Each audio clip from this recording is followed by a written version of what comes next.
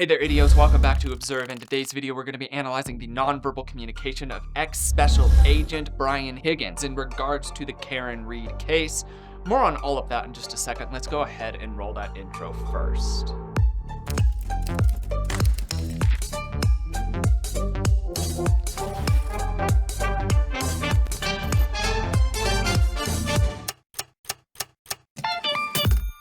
Okay, so this is a pretty big case. There's a lot of data, there's a lot of footage, so we're going to be breaking it up into two parts. This is part one. Today we're going to be taking a look at the Commonwealth of Massachusetts versus Karen Reed.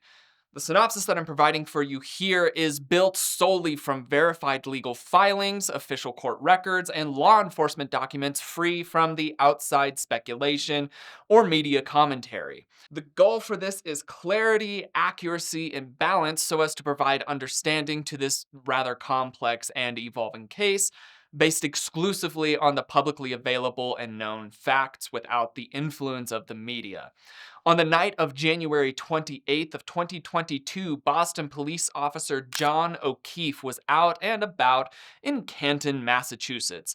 According to official filings from the Norfolk County Superior Court, O'Keefe was last seen in the company of his girlfriend at the time, Karen Reed. Surveillance and cell phone data confirmed that the two were together prior to arriving to 34 Fairview Road, a residence connected to another prominent Boston police officer. Early the next morning, O'Keefe was discovered unresponsive in the snow outside of that home. Emergency responders were called to the scene by Reed herself. There were conflicting reports as to what her exact phrasing was. However, she reportedly told officers either, I hit him, I didn't see him, or did I hit him, I didn't see him. The first version of the quote appears in the affidavit filed by the Norfolk County investigators on the day of her arrest. O'Keefe was pronounced dead shortly thereafter, and an autopsy listed hypothermia, head trauma, and multiple abrasions as causes of death, with the manner classified as homicide in the Commonwealth's filings. On June 9th of 2022, a grand jury returned an indictment against Karen Reed. According to the official documentation from the trial court of Massachusetts, she was charged with the following: second-degree murder under Massachusetts General Law, Chapter 265, Section 1, and motor vehicle manslaughter, and leaving the scene of a collision causing death. The Commonwealth has alleged that Reed, while intoxicated, dropped off O'Keefe at the house, circled back around, and struck him with her SUV while in reverse, then left the scene. Prosecutors argued that physical evidence, including a broken taillight with corresponding debris found near the body, as noted in the affidavit submitted by lead investigator Michael Proctor, link Reed to the crime itself. Karen Reed has pleaded not guilty on all charges. Her legal team has presented a sharply contrasting theory suggesting that O'Keefe was actually injured inside the home itself, potentially in an altercation and later placed outside rather than being struck by a vehicle. To support this, they cite inconsistencies with witness statements, delayed collection of evidence from inside the house, missing surveillance footage, and more. The motion submitted by the defense under Rule 17 of the Massachusetts Criminal Procedure requests additional subpoenas for potential third-party communications and forensic re-evaluation. Meanwhile, in the Commonwealth's official opposition memo, prosecutors dispute these claims, stating the defense offers speculative theory without substantiated forensic backing.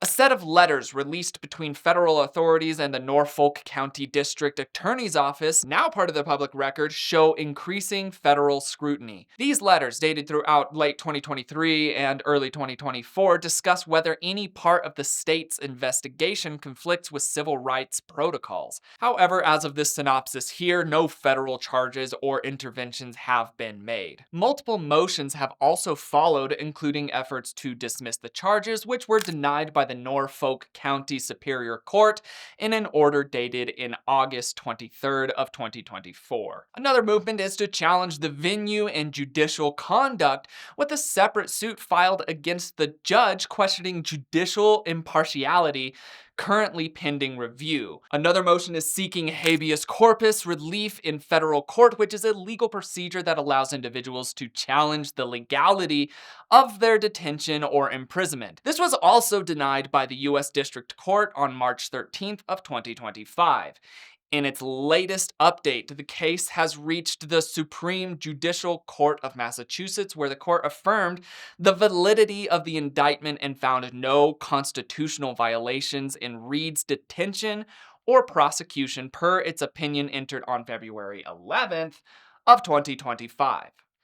As of May 2025, Karen Reed remains free on bail and the criminal trial is ongoing at this moment. At the point of recording this, I found that the official record shows that no charges have been dropped and the indictment remains intact.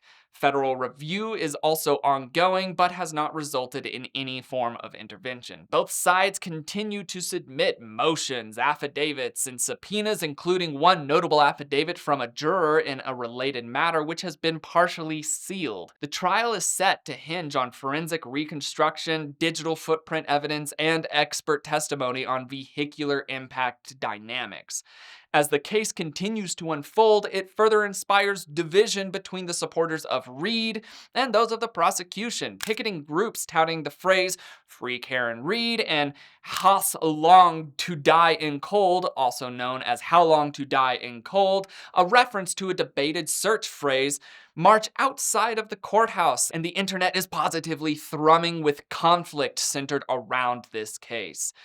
After receiving a large number of requests to weigh in, this will be my analysis on Brian Higgins, a former special agent to the Bureau of Alcohol, Tobacco, Firearms, and Explosives, also known as the ATF, and brief romantic interaction with Karen Reed. Higgins not only served in the Cambridge Fire Department for 15 years, including 6 years as a lieutenant before transitioning to the ATF, but he also received commendations such as the Public Safety Officer Medal for Valor for Heroism in active gunfire situations after the transition.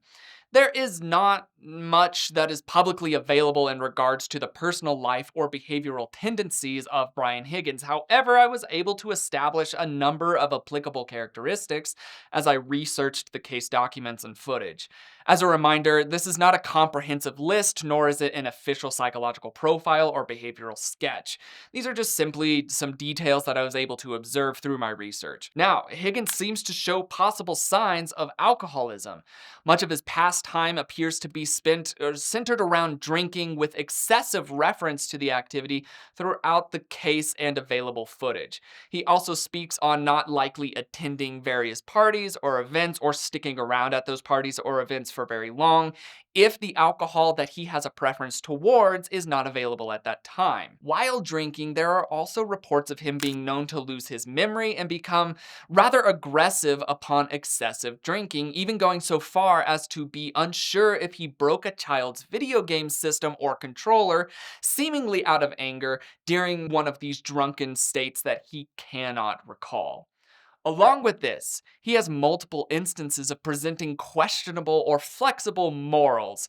There are a number of references to him driving while quite inebriated, with specific references to times that he has driven after having no less than 6 alcoholic beverages in his system. Along with a familiarity with driving under the influence, he showed a level of comfort interacting with Reed in a rather flirtatious manner, while Reed and O'Keefe were still in a long-term romantic dating relationship, though to be fair, it did come with some skepticism and weak parameters. More will be covered about him non-verbally as we continue through the analysis, however. As this case is ongoing, I want to offer the disclaimer that anything that I do say here is simply my educated opinion. This video is intended for education and entertainment purposes exclusively, and nothing I say here can or should be used as any form of professional or legal evidence on any level. I think that's enough of the backstory and enough of the context and disclaimers, what have you. We're gonna go ahead and dive into the analysis itself. This first portion of the analysis is to help us see and understand what Higgins's baseline is while answering questions that are not implicative or indicative of his guilt. It lets us understand how he responds naturally without overt pressure within this situation. Let's go ahead and watch the first few minutes of this. Facts. So this evening, so you leave from the hillside and you go directly to the waterfall. Yes. And if you know about what time was it that you got to the water? Again, it was dark. It could have been around nine in the area, 9 o'clock. And when you get to the waterfall, do you recall where in relation to the waterfall you parked the jeep at that time? No. So you come in to the waterfall and where do you go? I went to a series. I saw Brian and his family, and there was a series of high tops, and I proceeded to the high tops where they were. Now, with respect to Brian Albert, how would you describe sort of your relationship around this time of January 2022? He's a good friend. He's a coworker. I had been working closely with his unit.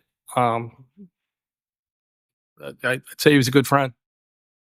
And through that sort of work and your friendship, were you familiar with his family as well? Yes. And so when you came over to the area where Brian Albert was, his wife was there, correct? Yes. And who, if anyone else, was there that you were familiar with or that you knew when you came? So it would have been Brian Albert. It would have been Nicole. I believe Caitlin was there. Caitlin Albert, Brian's daughter. Um, Chris Albert, his wife, Julie. Um, there might have been another couple, Matt McCabe and Jim McCabe. So that's a decent clip to be able to show how he's answering questions that, again, they're not indicative or implicative of him. So things that I noticed non-verbally throughout that specific segment there is that he tends to answer questions with a no shake in there. It's a pretty prominent no shake, and that would be related to the emotions of I don't know and you don't believe. So that would be where you see that no shake coming in there as he's talking about these various things. You also see him look regularly off to the side as he's recalling various details, and that lets us know kind of where his recollection point is. Oftentimes people will look off to the side, perhaps squint their eyes when they're genuinely recollecting. There is the concept of something called directional IQs in nonverbal communication. I personally do not use that because it has not been proven to be universally useful. And the concept of directional IQs is that as a person looks into various directions, they are either recollecting genuine or concocted memories. So either truth or lies. That's not universally proven. It can be proven with individual cases, but I did not do so here. I was not able to find enough data to do so here, so I'm not going to be relying on anything in the realm of directional IQs. But we understand what his nonverbal patterns are throughout answering questions that are not in any way weighted. And so that lets us know as the future goes on here, as we go through this case and we go through this specific testimony that he's giving here, then we'll be able to see, are there any points that desynchronize from this established baseline? Are there any points that spike up or spike down from that resting activity that he's displayed here? And if so, why? So it gives us the base that we need to be able to work off for the rest of this case. This case, again, I poured through so many hours of court footage and it's extremely dry. And so I tried to find the areas that are more revealing or more telling or more engaging non-verbally so we can talk about those. And we'll kind of unpack this as we go along. What was your understanding as far as the relationship between Mr. O'Keefe and Miss Reed? They were dating. Now, with reference to the occasions, as far as would there be occasions typically where you would see Mr. O'Keefe without Miss Reed, or you would see Miss Reed without Mr. O'Keefe, or were they essentially together when you saw them? I would say more often than not, they'd be together. And did you have occasion to see them at other sort of social settings outside of the hillside? I went over the house one time for the end of Patriots game. So if I could take you back, let me ask you this: as far as through, how would you describe your relationship with John O'Keefe? So immediately, as the person is asking about Reed, you see a pretty substantial manipulator come into the side of Higgins' face. This manipulator comes up multiple times throughout this interview, and it's never in a positive setting, but this is the first instance of that popping up here. It's the first instance of there needing to be some level of soothing the limbic system down, and it is centered around Karen Reed, which does make sense. For those of you that do not know, Brian Higgins, as I did mention briefly in the backstory, had a flirtatious, semi-romantic interaction for a period of time with Karen Reed, and that's where a lot of this is centered around, is that perhaps he's involved somehow in some way. So as we're going through this, paying attention to what he says, what he displays non-verbally, we'll be trying to understand that in the context of the rest of the story to get some clarity as to the totality of these interactions between people. And so far, like I said, as soon as there's a mention of Karen Reed, we're seeing a pretty substantial facial manipulator come in there. But there's a lot to be able to go through on this, so let's continue watching through. I considered him a friend. And how would you describe your relationship with Miss Reed? I considered her a friend as well.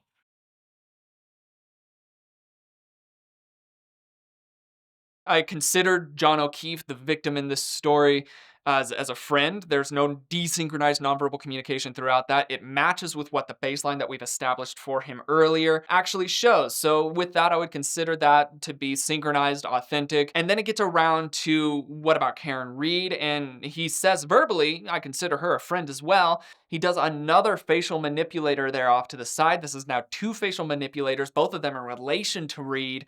And those facial manipulators are oftentimes self-soothing gestures. They can be construed as mouth blocking gestures, but it's too far off to the side in my opinion. So they're simply a self-soothing manipulator letting me know that he's calming his limbic system down a little bit. He says that he considers as a friend, does this little manipulator, and then he does a preening, reposturing cluster there. So he straightens his suit, he sits back some, and then he sits back forward right after this mention of Karen Reed. To me, that lets me know that perhaps that verbal phrasing of I considered her a friend as well might have more to it than just what is stated there verbally. That is the case in this situation. There's enough evidence extrinsically that points to that, but non-verbally speaking, it's also pointing to that as well. So it lets us know kind of where we are with his nonverbal communication, if we're down the right track or if we're off on some random tangent that shouldn't be followed. Right now, it seems as though we're down on the right track. You will see this preening gesture come up very regularly. The preening mixed with the reposturing cluster that we see in there. And it comes up at some interesting points. So as we continue through this, that will be highlighted.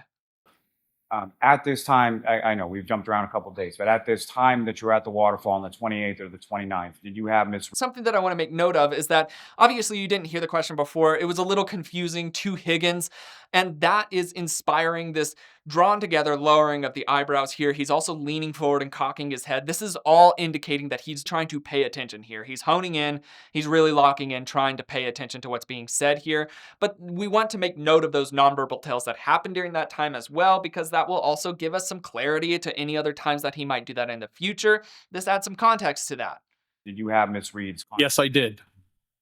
And at some points over the course of the evening while you were at the waterfall, did you send a text to Miss Reed? I did. Did you recall what the substance of that text was? I think it was something like, well. And do you recall meant as far as that text message or why you had sent that?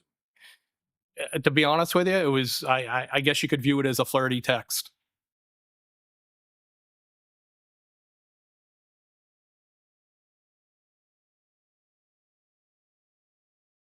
Okay, so now it's in reference to him texting Karen Reed, which again, this is after a whole slew of texts that they had already interchanged that were rather flirtatious in nature. There are documentaries that are available that will kind of break it down in a much more consumable level than the actual court footage.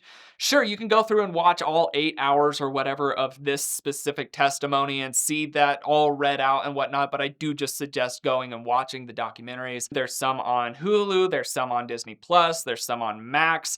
Just go and look. Any of them should be able to give you a good amount of context for this. So when it comes around to him sending this well text. Throughout all of this, we're seeing synchronized nonverbal communication. As he's saying that he did a thing, we're seeing the micro nods in there. Now, the revealing expression that I'm seeing throughout this is that as he's talking about these various texts that he gave, he has a level of contempt coming in. You could see the side of his mouth being pulled off and to the side rather regularly. Now, for those of you that do not know or are new to the channel, contempt is a feeling of moral or intellectual superiority by the person presenting it towards whatever's being talked about. It could be a person, it could be a concept, a phrase, what have you. You see that moral or intellectual superiority coming out here. So with Higgins showing that here in regards to the text that he is sent to read, he's trying to display non-verbally that he feels a level of moral or intellectual superiority in regards to those texts now. At the time, he likely didn't feel moral or intellectual superiority because he was involved in it. But now looking back, he has that 2020 vision. He wants to display that he has that level of superiority in regards to that. Now, again, after that, you see the same reposturing and preening gesture come in. Again, like I said, he repostures and adjusts his suit regularly. Now, as I was going through this, I wanted to pay attention. Is this at points of contention? Are these only in areas where it feels like perhaps there might be something indicative or implicative of him in the narrative that's being presented? Or is this simply what oftentimes reposturing represents, is a shift in the roles, so to speak. So he's going from answering one question to the next question, and sure enough, the reposturing does line up with that. He sits back and he adjusts his suit almost at the end of each and every question, and it's not necessarily a bad one. That being said, the times that he readjusts and repostures and preens in regards to a question that might be a little bit more indicative or implicative of him is higher than the times that he does that same cluster in regards to questions that are neither here nor there. They're just questions that he has to answer. So it is still more data for us to be able to latch onto and understand as we unpack this entire narrative that we're going through. Do you know approximately what time you left the house on Fairview that evening? I'd guesstimate it was anywhere between 12:30 and 1 o'clock, but I'm not 100% positive. So relatively short period of time, is that correct? It was a short period of time. I knew kind of from the onset when I got in there, it probably wasn't going to be a long time because I'm not a beer drinker and that's what they had. So I was probably one of the first people to leave. Now, So verbally speaking, that's another thing that, again, as I spoke about in the backstory, he does have a very intense proclivity towards alcohol. That's a big hinging factor of his involvement in groups, parties, outgoings, what have you, is this alcohol. So this is one of those evidences of him verbally confirming that his remaining at a party or event is contingent on the alcohol that's available for him. It doesn't seem as though he wants to go to locations or be around people without there being some form of inebriation involved.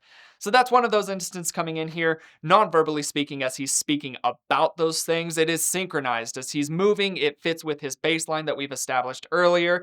Again, as he talks, he tends to have a no shake in there. He'll have some shrugs and I don't knows. It's rather relaxed. It's not indicating that he's feeling insincere, perhaps a level of insecure, but oftentimes that happens with people speaking about recollection of things. This is how I remember it, I don't know, kind of thing. So seeing that in there, that makes sense. That's synchronized here. Everything so far has been synchronized except for these points of agitation with the manipulators and reposturings and preening gestures that we've seen. for that entirety of the time that you were there, did you go anywhere else within the home beyond what you've described as far as the kitchen and the living room? No, Did you go upstairs at any time? no, Did you go downstairs in any sort of basement area at any time? no. And when you exited the home, do you recall which of the two doors that you described that you would have exited? Fascinating. So to me, that's an interesting point to have that preening, reposturing in there. And to me, that can be an indicator of relief. After a person has gone through a series of intense or implicative questions, you can see them have relief. And there's psychological processes that go into this. You can actually play off of this, is that release of attention, that release of hyper focus on a specific thing. It's at that point that a lot of the more revealing nonverbal communication or ability to ask more important questions fall in, is because they've let their guard down a little bit. So he goes through and he says, I've never been upstairs. stairs. I've never been down there. I've never been to all these different places. And while he's saying those things, he keeps consistent nonverbal communication. It's a no with a no shake. It's a no with a no shake. It's a no with a no shake. And then after that series of questions is done, you see that relief come out nonverbally. To me, that indicates that he's accepting that there's a different role. And whether that's a different role because it's a semi-different line of questioning, which it's really not yet. It's not a different line of questioning. It's off of the same line of questioning. To me, that makes me ask, what is he preparing for? What's the different role that he's preparing for? And perhaps it could be, and there's not enough evidence to say this concretely yet, but it could be considered that he is now feeling relief after getting past that point to this point. So what in this questioning about the levels of the floor is implicative or indicative of his involvement or potential guilt? Again, the preening gestures, for those of you that do not know, is just, it indicates that a person is hyper aware of how they're being perceived. It shows that conscientiousness about themselves. And so you'll see those come out. For Higgins here, it's a lot of suit adjustment. There will be some tie adjustments. For some other people, they'll adjust their jewelry, or they'll adjust their cuff sleeves or their hair. Any form of these visually involved preening gestures indicate, again, just that level of I'm aware that I'm being perceived. So we see that coming up here. We'll just make note as we go through. You would have exited from. The same door I came in, the breezeway. Specifically with reference to Mr. O'Keefe and Miss Reed. At any point in time, did you see either of them inside the house or outside of the house or around the house or anywhere around 34 Fairview Road? Absolutely not. No.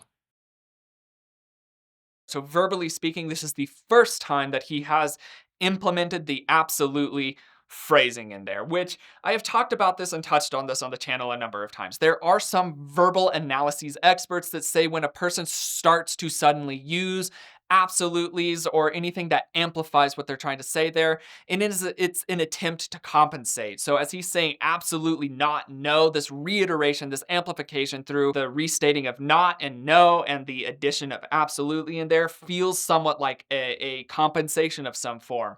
Why has he not used absolutely anywhere else in this? And at this point, just so that you are aware, in the actual court testimony, this is probably about an hour or so in. He's had the time to be able to not only state a lot, but settle into how he's comfortable in this role. So why does this spike here verbally? Why is he saying absolutely not, no? Now, if you've watched the case and you've watched the documentaries and you kind of are in the know of this, this kind of hinges around his understanding and interaction with John O'Keefe. The theory is that he may have lashed out against John O'Keefe, and he may have seen John O'Keefe in the building itself, which that does semi-coincide with what Karen Reed says, is that John O'Keefe went into the house and was in there for a while. She got mad, left. The story goes on that side of things. But to see this little verbal cluster come up here, this little spike pop up here right in regards to who was or was not seen in or around the house, to me is again just another red flag. It's another point of, okay, so this area is semi-indicative or implicative of him, and there is a spike. There's a pop, non-verbally and verbally in regards to it. Have to make note of it as we continue.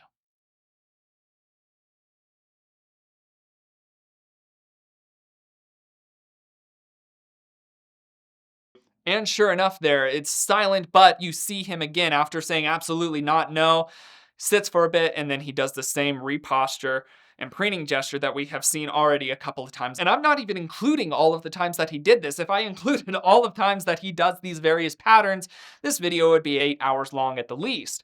I don't want to do that. So this is still another instance of him doing the same pattern, the same cluster in regards to another point that is semi-implicative or indicative of his guilt or involvement. So we just need to keep track of all of these red flags as they continue to pour on through. But after you left the waterfall, at any point in time, did you speak to, text with, or communicate in any way, shape, or form, or see in any way, shape, or form either Mr. O'Keefe or Miss Reed?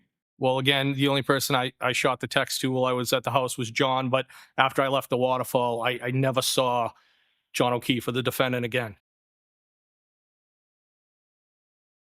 The nonverbal communication is he's saying, well, again, I only texted these people. That is synchronized with what we've established in his baseline. There is a consistent no shake in there. I want to call attention to that. That consistent no shake could be seen as possible desynchronization, as he's saying an affirmative in the North American culture that he grew up in. The affirmative, the nonverbal synchronization with that is a head nod. You do yes. And the desynchronization point would be a no shake. As I do a positive and you shake your head no, it's difficult to even say if you're from this culture, you say a positive thing and shake your head no. It is more difficult to say, and vice versa as well, as you say a negative and nod your head yes. It's complicated for us to marry those two in our brains. But what we've seen non-verbally from him is that that is his consistency. So if we see a straying from that, or any form of amplification of that, or anything that can perhaps focus our attention a little bit more, then we have to pay attention. But just seeing that no shake in there while he's responding in affirmative does not mean that he's desynchronized. In fact, it can mean that he's actually being synchronized. And sure enough, the evidence extrinsically does support that he did not interact with either of those two outside of that context. It seems to be synchronized. Again, after that though, you see a little bit of jostling and reposturing coming from him. For me, I feel like that might be setting up for the next question or in preparation for the next question. Those are the nonverbals from that scene. And as you're pulling away from the house, where is your attention drawn, or what, if anything, did you see as far as when you're pulling away from the house? Wasn't drawn to anything. I just drove away.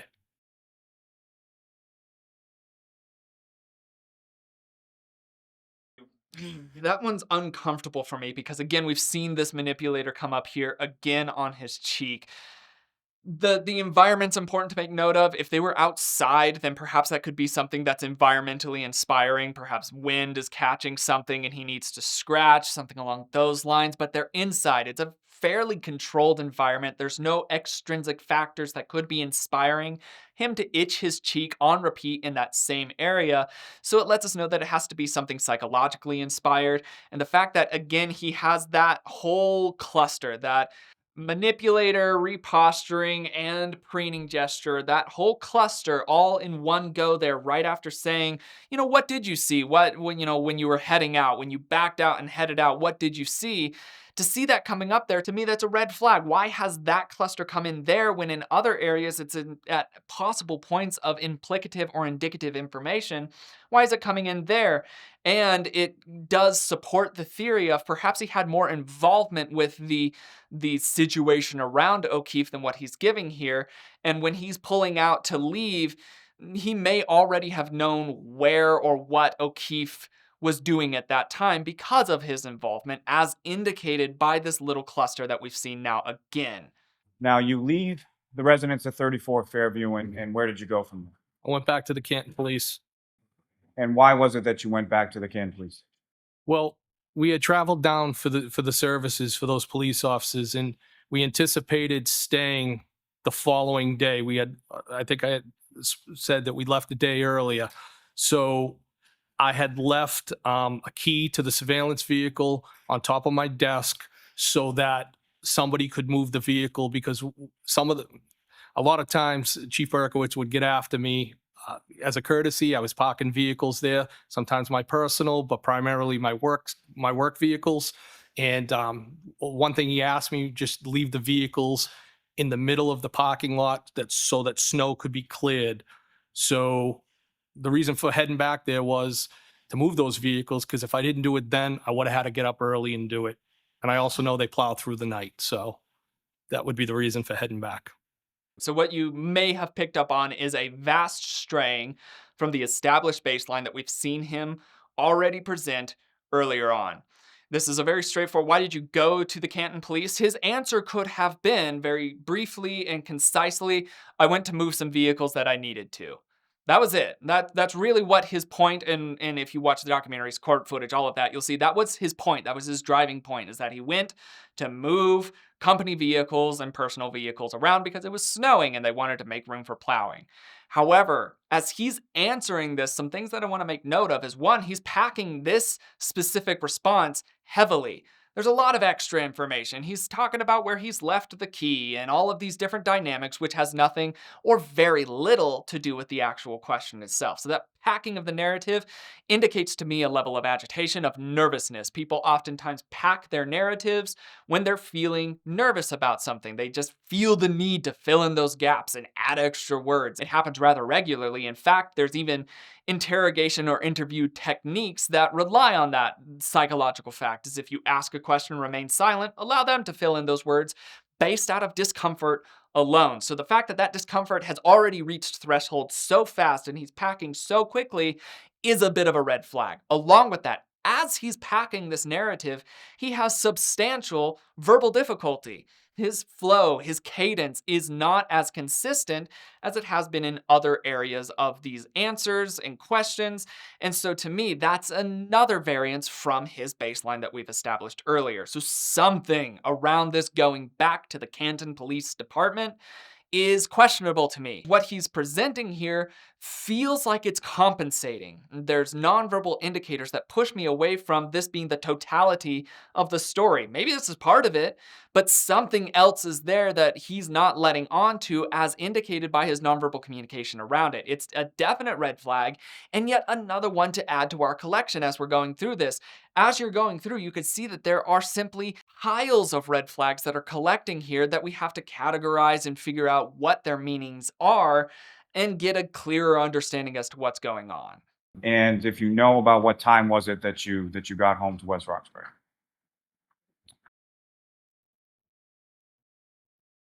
Could have been somewhere around 20 or 2. I'm not 100% positive. So sometime between 1:30 and 2 a.m., is that roughly around? Yes.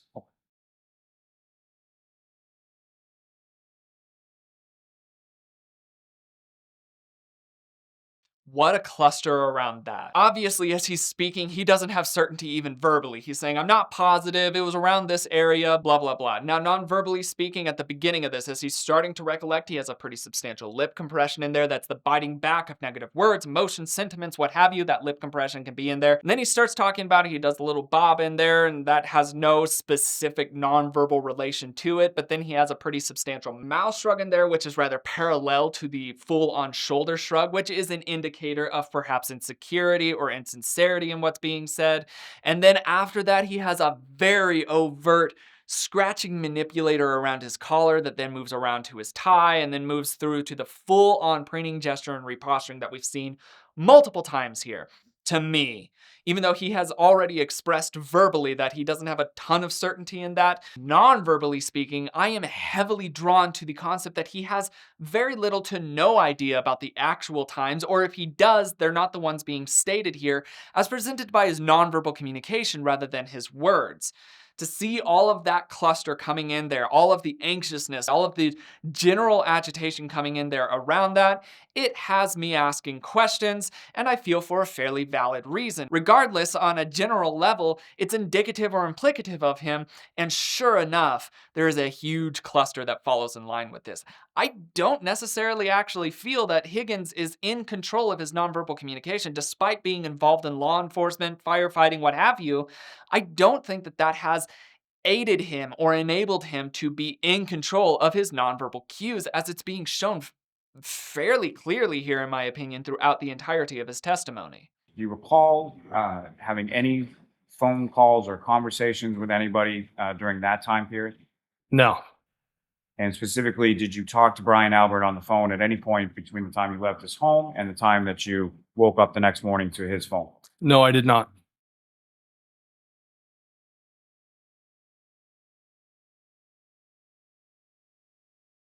Pausing there, did you talk to Brian, the other Brian, in this situation? And he switches from the very clear, simple no that he has been giving in many other areas. The other time that he switched from that was absolutely not no, that phrasing there, which we talked about, the red flag centered around that. And then he also switches here from the no simplistically to no, I did not. But then non-verbally after that, we see a dramatic increase of his blink rate. And then we see the same preening, reposturing cluster that we have seen on repeat in multiple areas, as he's saying, no, I did not talk to Brian during this time. To me, again, that's a red flag. Non-verbally speaking, I don't necessarily buy that. I don't buy that there was no communication between the two of them, as indicated non-verbally rather than verbally. Because again, if we were just listening to this verbally, then it wouldn't be too hard to just take him at his word. But if you see the context of the nonverbals around it, it becomes much more complex than that, and you have a lot more questions, which I feel is important. The material that you provided to the troopers, what did, if anything, did you do to that material before giving it to them? Nothing. So as far as the material or the text that you provided to the troopers, that was what was on your phone? Yes. There was no deletions, no excising any material, nothing like that before you gave it to the troopers? No. Exactly what was on my phone, I provided to them.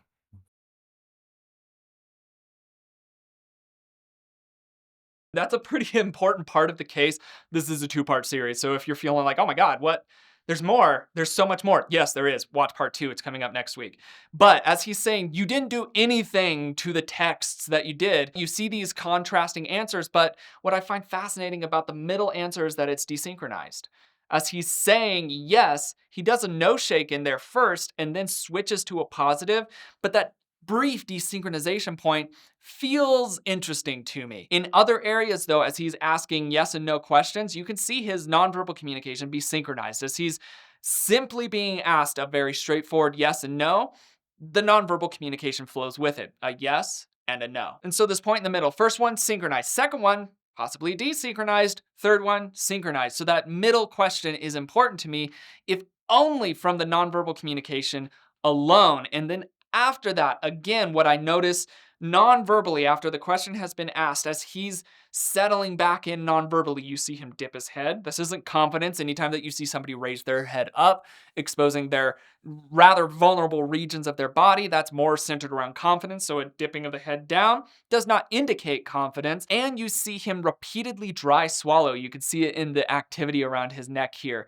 You see the swallow, swallow, swallow, dipping of the head. To me, this indicates that there's a lack of confidence or perhaps sincerity centered around that, along with the desynchronization point in the questions themselves. For me, in totality of that little cluster there at the end, I would not necessarily actually buy that he had not on some level doctored what he had presented to the court findings, to the filings and everything like that. It seems as though he may have had a little bit more fingers in those pies than what he's trying to say, and that is supported by his nonverbal communication. Again, verbally speaking, everything's very straightforward. He answers very straightforward. If you were just listening to this audibly, then it might be much more difficult to actually understand what's going on here. But as you break it down visually, break down the nonverbals, things start to become much more clear. So this, as I said, is part 1 of a 2-part series. If you have thoughts in the context of what's going on here now, go ahead and let me know in the comments of this video. For people watching, it can help add that context of things. Perhaps there's some information that I've missed or that would add a lot more support to this. There is definitely going to be more information in the second half of this. But as far as we are right now, let me know kind of what you're feeling and what your thoughts are in the comments of this video. If you did like it, go ahead, hit the like button, do all those different things. You know what that is. But without further ado, that is all that I'm gonna have for today. My name is Logan, and you have been oh so awesome as you always are, and I will see you in the next video. Cheers, guys.